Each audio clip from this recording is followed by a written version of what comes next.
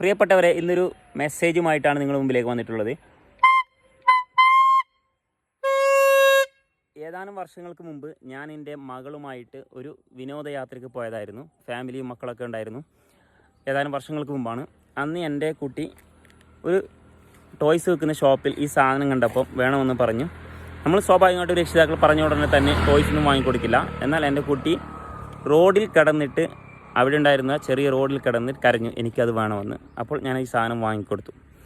ഞാൻ പറഞ്ഞു വരുന്നത്, പ്രിയപ്പെട്ടവരെ, ഇത് ജീവിതത്തിൽ ഒരു പ്രാവശ്യമെങ്കിലും സ്വന്തം മക്കൾക്ക് വാങ്ങിക്കൊടുക്കാത്ത ഒരു രക്ഷിതാവും ഉണ്ടാവില്ല എന്നാണ് എൻ്റെ ഒരു അഭിപ്രായം. ഇതിൻ്റെ എന്താണ് യഥാർത്ഥത്തിൽ ടെക്നിക്കൽ നെയിം എന്ന് ഞാൻ ഒരിക്കൽ ഗൂഗിളിൽ സെർച്ച് ചെയ്ത് നോക്കുമ്പോൾ അതിനകത്ത് കാണാൻ സാധിച്ചത് ഫുട്ബോൾ ചിയേഴ്സ് ഹോൺ എന്നാണ്. അതായത് സ്വാഭാവികമായിട്ടും നമുക്കറിയാം, ഓരോ കളി നടക്കുന്ന ഭാഗങ്ങളിലൊക്കെ അവിടെ ആളുകൾ അവരുടെ ആരവം ഉയർത്തുവാൻ വേണ്ടി പല വിധത്തിൽ ശ്രമിക്കും. ചില ആളുകൾ വായ കൊണ്ട് കൂക്കും, ചില ആളുകൾ കൈ കൊണ്ട് ശബ്ദമുണ്ടാക്കും, ചില ആളുകൾ ഇത്തരത്തിലുള്ള ഹോൺ ഉപയോഗിച്ചിട്ട് അവർ ശബ്ദമുണ്ടാക്കും. അപ്പോൾ ഞാൻ പറഞ്ഞു വരുന്നത്, ഇതിനകത്ത് ഒരുപാട് ബിസിനസ് സാധ്യതകൾ കിടക്കുന്നുണ്ട്. ഞാൻ ഏകദേശം കേരളത്തിൽ 40ഓളം സ്ഥലങ്ങളിൽ, അതായത് കാസർഗോഡ്, കണ്ണൂർ, വയനാട്, മലപ്പുറം, തൃശ്ശൂർ, കോഴിക്കോട്, അങ്ങനെ പല സ്ഥലങ്ങളിലായിട്ട് ഞാൻ ഒരുപാട് ഫുട്ബോൾ കളി നടക്കുന്ന സ്ഥലങ്ങളിൽ ഞാൻ പോയി.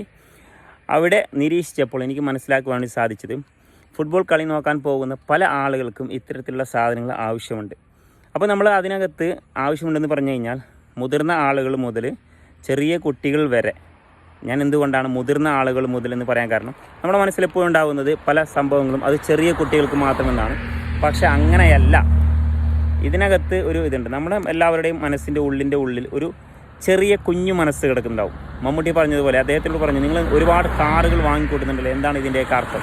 അപ്പോൾ അദ്ദേഹം പറഞ്ഞത്, എല്ലാ മനുഷ്യൻ്റെ ഉള്ളിലും ഒരു കുഞ്ഞു മനസ്സ് കിടക്കുന്നുണ്ട്. നമ്മളൊക്കെ ചെറുപ്പത്തിൽ കാറുകളൊക്കെ മതിലിൻ്റെ മുകളിലൊക്കെ ഉരുട്ടി കളിച്ചിട്ടില്ലേ?